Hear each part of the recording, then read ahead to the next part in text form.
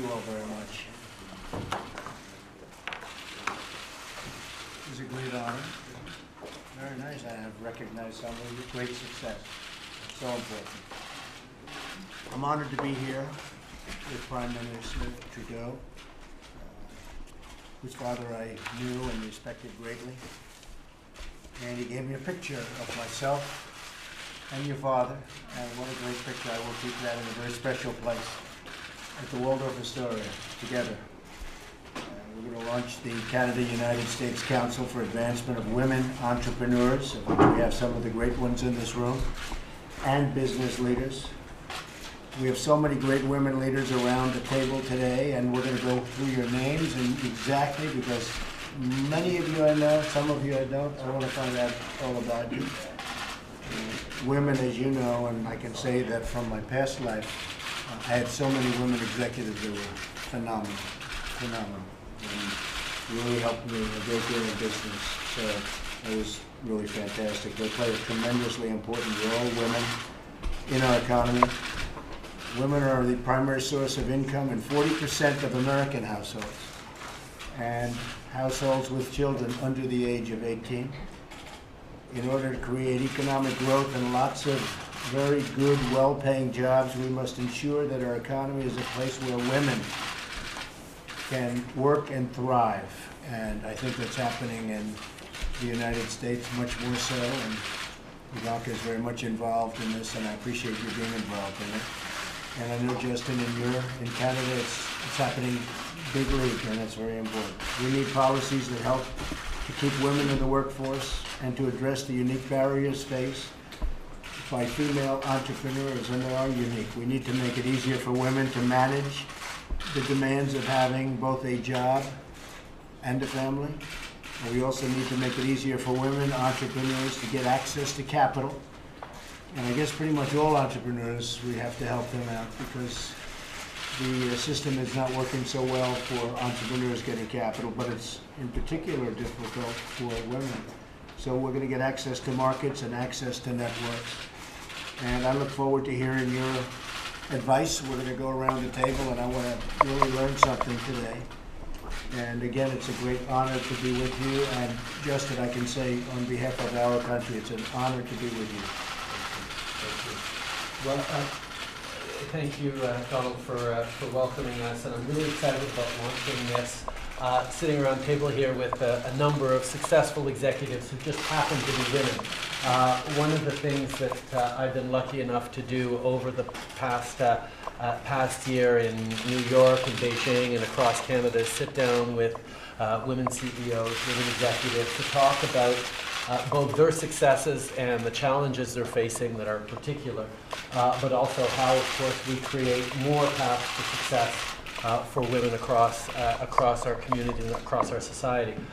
Whenever I sit down with a woman executive, I know that she has had to overcome significant barriers that exist, and therefore is likely to have greater insight into help reduce those barriers for others.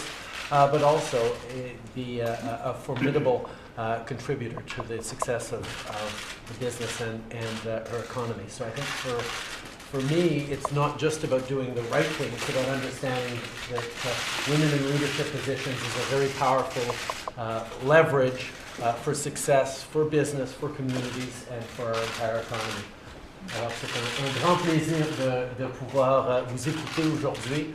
Entendre les différentes perspectives et souligner le rôle important que les femmes ont dans la réussite qu'on va bâtir dans ce monde. It's a great pleasure to sit with you now and to hear from your extraordinary leadership.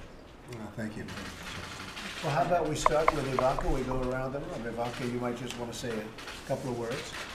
Welcome, and I'm honored to be here, and I'm really looking forward to hearing from each of you who serve as tremendous role models for me and so many other business leaders across both of our countries, and can lend some tremendously valuable perspective as we think about the unique challenges that entrepreneurs, women in the workforce, female small business owners are confronted with each and every day.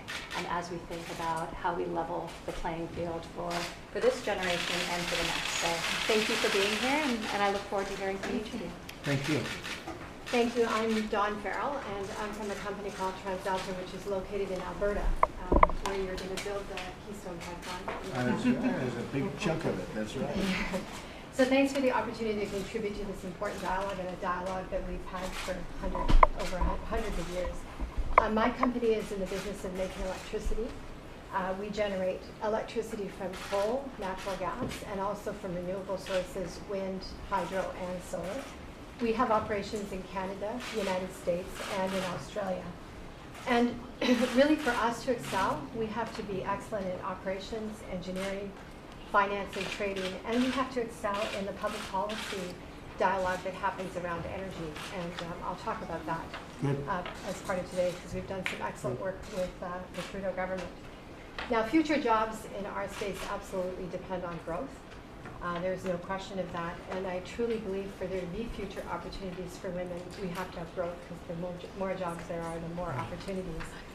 And collaborations like this, where we break down barriers and simplify, and build trust and build confidence, because I think businesses invest when there's confidence, and my hope is that's what comes out of here. Now, for us, having operations in Canada and the United States makes us absolutely more competitive.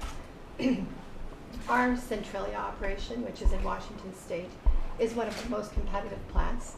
They've twice won our most coveted award for Plant of the Year. But the reality is, teams of people from the United States and teams of people from Canada cross the border often to work with each other, to share and to so that we can excel as a company overall. So it's huge. That's good. And we're just going to We're going to go around. Thank you. and Good then job. Boy, she did a hell of a job. No wonder she's successful. Very good. Monique, thank you. Monique Leroux. I am the chair of the board of the Quebec Investment Fund and the chair of the Economic Council of the province. I'm also a board member of large global corporations like S&P Global, Michelin, and Couche-Tard, which is a very interesting Canadian company. Each of those organizations, of course, have significant businesses in the US and also employs a lot of people in this country. I feel really honored and privileged to be part of the council. I would like to thank you for this great opportunity. Thank you. We have a long history of cooperation, and I think that the woman agenda will contribute a lot for our great country. Thank you, Monique. Appreciate it. My name is Tina Lee. I'm CEO of TNT Supermarket. We're Canada's largest Asian supermarket chain. I employ 5,000 staff and serve 500,000 people across the country every week. Wow. Fantastic. Thank you. Thank you. I'm Carol Stevenson. I'm on the board of directors of General Motors, and I don't think General Motors needs any introduction. No, we had Mary Barrow was here last week. Yes, And she's terrific. she is. Thank you. Thank you very much. I'm Tamara Lundgren. I'm the president and CEO of Schnitzer Steel Industries, which is one of the world's largest recyclers of metal products sold to steel mills around the world. I also sit on the board of Parsons Corporation, which has been a big participant in the public-private partnerships in Canada. And I sit on the board of Ryder, which goes back and forth between the U.S. and Canada over 400 times every day. And lastly, I'm the chair of the board of the Portland branch of the 12th District Federal Reserve Board. Very good. Very good. Thank you very much. Hello, Elise Allen. I'm Vice President of GE. As well, I lead GE's operations in Canada. And we're a digital industrial company doing business in 190 countries in the world. All right. That's good. That's good. Thank you.